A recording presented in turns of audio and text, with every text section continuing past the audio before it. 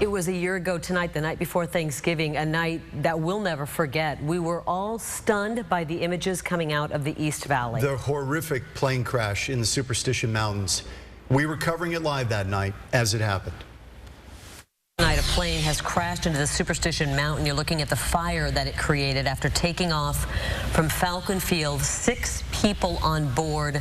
The situation looks very grim. You think about this Thanksgiving weekend, people heading home, trying to be with loved ones and family, and you wonder if that's part of all of this, and very possibly it is. Yeah, it was horrible. It really was. You know, because you think about, Thanksgiving time and whatnot, so it was horrible to see. Later, we would learn that Karen Perry lost her 3 young children in that crash. Indescribable, heartbreaking grief that the entire valley felt.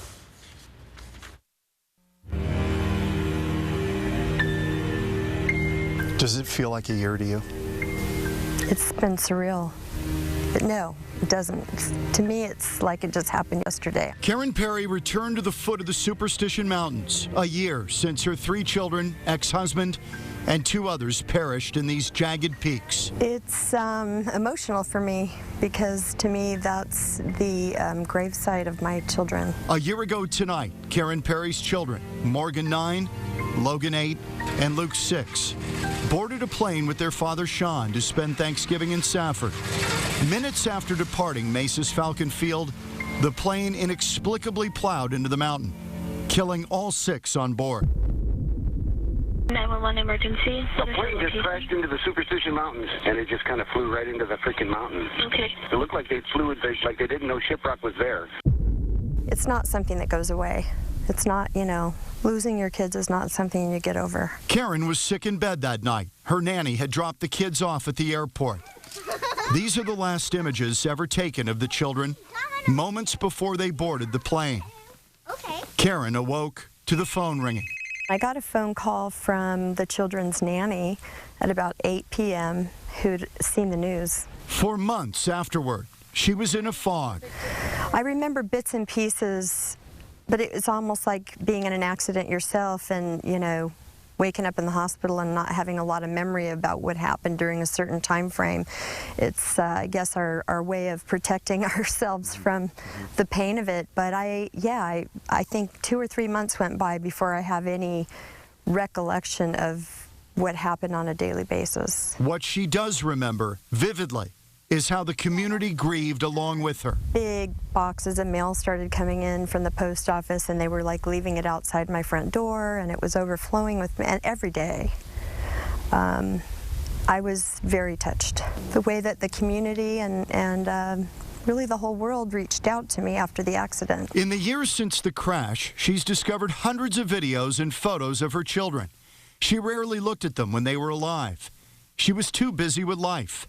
Too busy raising them. Yeah, it's very fond for me to go and look through their photos, and I know some parents can't do that, but I've got lots of videos and lots of photos, and makes me laugh, makes me smile. After the crash, she stumbled upon a treasure Luke had left her. My youngest got a hold of my computer and was on iPhoto and and he knew that was a no-no. He took hundreds of pictures of himself and left that as a gift to me.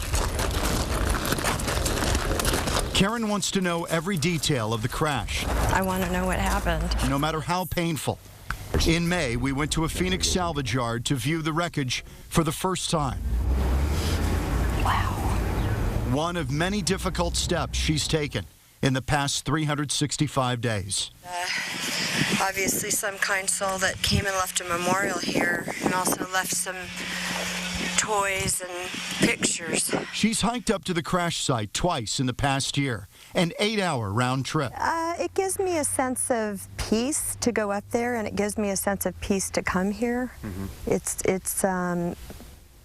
It's a memory for me, and it brings me, closer to the last time I saw them. And often, she comes to this spot. For me, it's more comforting to be close to their memories and close to where they passed away. If there's one thing she's learned in the past year, take nothing for granted. Appreciate what you have and be grateful for it. And I'm so grateful that I had those children, even for the short amount of time that I had them with me. And she's grateful to the community that helped her make it through this past year. Thank you so much for all the support and love, and it's just been overwhelming. It's been wonderful to see that side of people.